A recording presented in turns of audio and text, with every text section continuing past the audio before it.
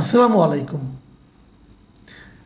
প্রিয় দর্শক, নির্বাচন কবে হবে, কবে হতে পারে, এটা নিয়ে সরকারের মধ্যে কি কোনো ধরনের আপনার দ্বিধাদ্বন্দ্ব আছে?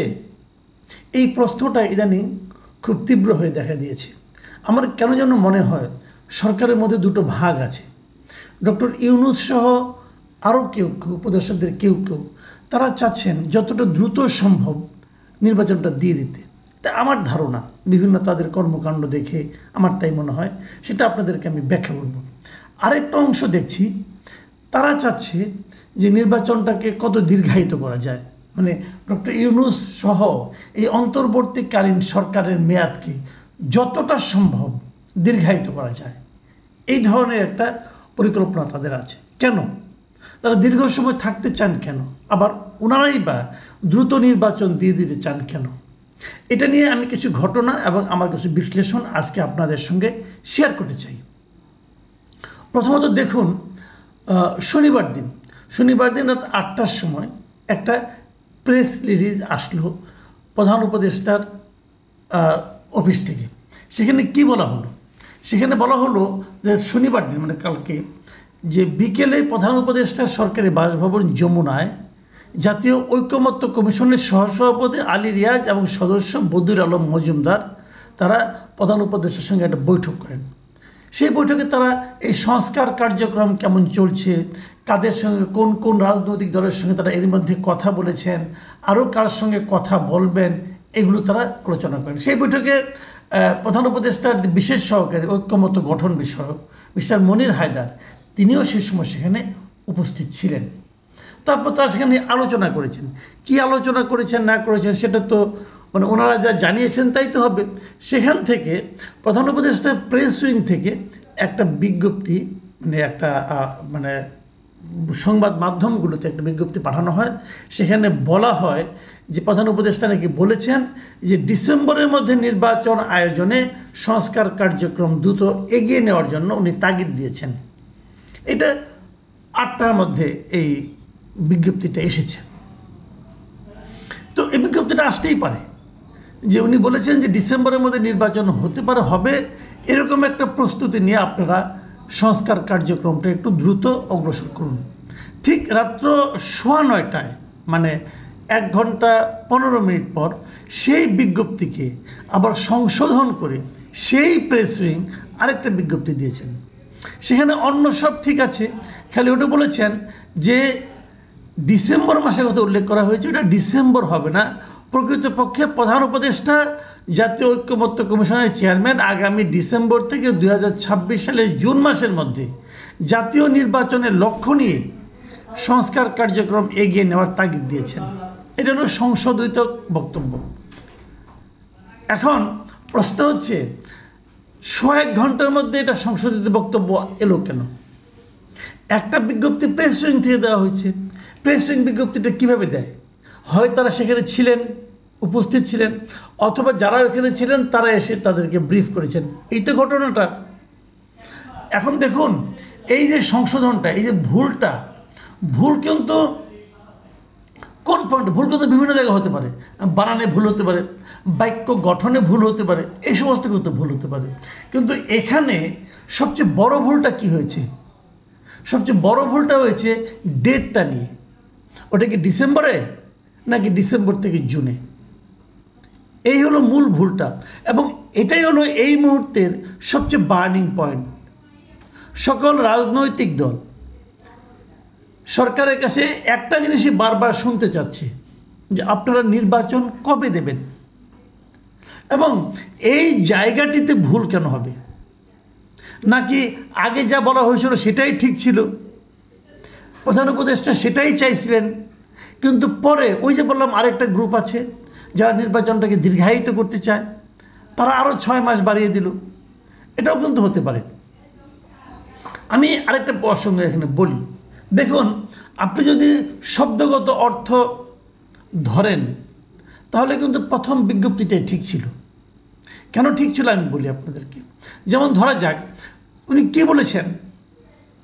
উনি বলেছেন উনি সংস্কার কার্যক্রমকে দ্রুত বেগে এগিয়ে নিতে বলেছেন।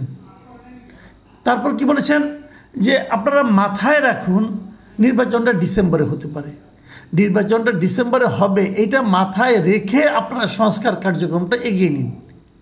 মানে এর অর্থটা হলো আপনি ডিসেম্বরের মধ্যে সংস্কার কার্যক্রম শেষ করে ফেলান, তাহলে যেন আমরা ডিসেম্বরে যদি চাই যেন আমরা নির্বাচন করতে পারি।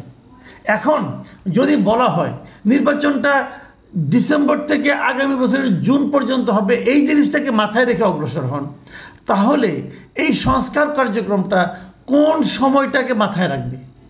ডিসেম্বরকে নাকি জানুয়ারি নাকি ফেব্রুয়ারি নাকি মে নাকি জুন, কোন সময়টাকে তারা মাথায় রাখবে? 6 মাসটা একটা লম্বা রেঞ্জ, আপনি 6 মাসেরকে মাথায় রাখলে কীভাবে হয়? আপনি কিন্তু একটা টার্গেট ধরতে হবে, যে টার্গেটের কথা পলিটিক্যাল পার্টিগুলি বলছে যে আমাদের একটা নির্বাচনের রোড ম্যাপ দেন, তার মানে কি টার্গেটটা বলে দেন আপনারা কোন দিন কী করবেন, তারপরে কী করবেন, এটা এই জিনিসটা দিতেই যত ঝামেলা। এই জিনিসটা আপনারা বলতে লজ্জা পাচ্ছেন না কি হচ্ছে এটাই বুঝতে পারছেন। আপনারা বলেন আমরা 5 বছর পর নির্বাচন করব, এটা বলার পর যদি আপনি ক্ষমতায় থাকতে পারেন, টিকে থাকতে পারেন, সেটা আপনাদের বাহাদুরি। ভাই আপনারা কিন্তু নির্বাচনের মাধ্যমে ম্যান্ডেট নিয়ে আসেন নাই, আপনাদের যাদের নিয়ে আপনারা কমিটি করেছেন প্রত্যেকটা লোক, এর মধ্যে ডক্টর ইউনূস ছাড়া আর কেউ সর্বজন গ্রহণযোগ্য কিনা আবার এটা নিয়ে আমার সন্দেহ আছে, সবারই সন্দেহ আছে। এদেরকে তো অনেকেই গ্রহণ করতে চায় না, তো তারপরও তাদের থাকার খায়েশ আছে, দীর্ঘদিন থাকার খায়েশ আছে। এই খায়েশটা তো লজিক্যাল হতে হবে। এবং ডক্টর ইউনূস যথার্থই বলেছেন যে আপনার ডিসেম্বরকে মাথায়, কারণ উনি তো বলেছেন ডিসেম্বর থেকে জুন পর্যন্ত এই সময়ের মধ্যে উনি নির্বাচন দিতে চান। যদি কম সংস্কার চায় তাহলে ডিসেম্বরে, বেশি সংস্কার চাইলে জানুয়ারিতে।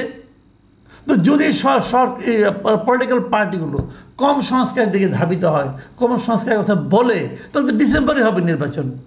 তাহলে জুনকে মাথায় রেখে সংস্কার কার্যক্রম কীভাবে অগ্রসর হবে? এই জিনিসটা কি ক্লিয়ার হয়? হয় না।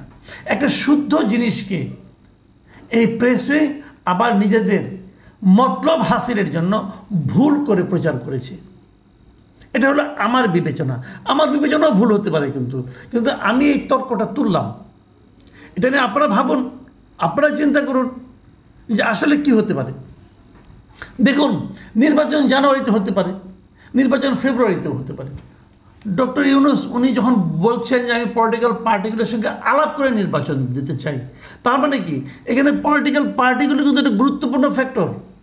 পলিটিক্যাল পার্টিগুলো কী চায় এটা ডক্টর ইউনূসও শুনতে চান, এবং ডক্টর ইউনূস কী চান সেটাও তিনি পলিটিক্যাল পার্টিগুলিকে জানাতে চান। তো এই দুই পক্ষের জানাজানির মাধ্যমেই তো ডেটটা স্থির হবে। কিন্তু আমরা দেখছি কি জানি, আমরা অন্য একটা প্রচারণা দেখছি, সব জায়গায় দেখছি। সেটা হলো গিয়ে ডক্টর ইউনূস অসাধারণ ভালো কাজ করছেন, উনি যত ভালো কাজ করছেন এত ভালো কাজ কেউ করতে পারে না, এগুলি বলা হচ্ছে। এবং এটা বলার পরে বলা হচ্ছে উনি 5 বছর থাকুন, উনি আজীবন থাকুন, এগুলি বলা হচ্ছে। আচ্ছা, উনি যখন থাকবেন উনি কাদের নিয়ে থাকবেন? এদেরকেই তো নিয়ে থাকবেন যারা ওনার সঙ্গে এখন আছে। এই লোকগুলো কি সবাই কি একদম পারফেক্ট? আমি যখন একজন উপদেষ্টার পারফরমেন্সটি কথা বলি তখন সঙ্গে সঙ্গে এটা জবাব হিসাবে আপনি যদি ডক্টর ইউনূসকে দেখান তাহলে কিন্তু হবে না। ইউনূস এক জিনিস আর ফরিদা আক্তার আরেক জিনিস, ইউনূস এক জিনিস আর নূরজাহান বেগম আরেক জিনিস, আদিলুর রহমান খান আরেক জিনিস। এগুলো আপনাদেরকে মাথায় রাখতে হবে। সবার সঙ্গে ইউনূসকে এক এক করে ফেলেন না। ইউনূস তো চাচ্ছে যত দ্রুত নির্বাচন দিই, আমি তো বোঝা যাচ্ছে এটা ওনার এই ঝামেলার মধ্যে যাওয়ার কোনো আগ্রহ আছে বলে মনে হয় না। সরকার চালানো যে ঝামেলা, মানুষের কাছ থেকে যে সমালোচনা, এই চাপ উনি খুব এনজয় করছেন, এটা আমি পার্সোনালি মনে করি না। ওনার এখন বয়স হয়েছে, একজন লোকের বয়স 84 বছরের উপরে হয়ে গেছে। বরঞ্চ উনি যদি মনে করতেন যে না একটা গণতান্ত্রিক সরকার আসবে, সেই সরকারে উনি প্রেসিডেন্ট হয়ে যাবেন, হতে পারে। কিন্তু আমাদের এই ইতিহাসটা এরকম আছে। 91 সালে যে ওই সময় যে অন্তর্বর্তীকালীন সরকার ছিল, যে শাহাবুদ্দিন আহমেদ সাহেব, 1996 সালে আওয়ামী লীগের সরকারের প্রেসিডেন্ট হয়েছিলেন। ডক্টর হোসেনকে বিষয়টা হতে পারেন, তাহলে তো ওনার অবস্থানটাও থাকলো। এবং এখন তো নতুন সংবিধানের প্রেসিডেন্টের সঙ্গে প্রধানমন্ত্রীর ক্ষমতারও একটা ভারসাম্য আছে, তার মানে উনি সেগুলো ভূমিকাও রাখতে পারবেন। সেটাই বরং ভালো চয়েস হতে পারে আমি মনে করি। এবং আমি তো এটাও মনে করি যে পলিটিক্যাল গভর্নমেন্টগুলি যখন বলে, পলিটিক্যাল পার্টিগুলি যখন বলে যে আমরা যদি সরকার গঠন করি, আমাদের সরকারের প্রেসিডেন্ট ডক্টর ইউনূস হবে, আমি হাইপোথেটিক্যালি বললাম, যদি বলেন তাহলে ডক্টর ইউনূস খুব একটা অরাজি হবেন না। কিন্তু তখন দুঃখিত হবেন সেই লোকগুলো যারা ওনাকে সরকার প্রধান হিসেবে রেখে অন্য অন্য পদ দখল করে নানা রকম ফয়দা লুটতে চান তারা। একটা জিনিস মাথায় রাখতে হবে, আমার ধারণা এই যে লোকগুলো আছে এরা আসলে ডক্টর ইউনূসকেও বিক্রি করতে চায়, ডক্টর ইউনূসকেও বিব্রত করতে চায়, ডক্টর ইউনূসকেও বিতর্কিত করতে চায়। এই লোকগুলির বিষয়ে কিন্তু সাবধান হতে হবে। প্রিয় দর্শক, এখানে পর্যন্তই। আল্লাহ হাফেজ।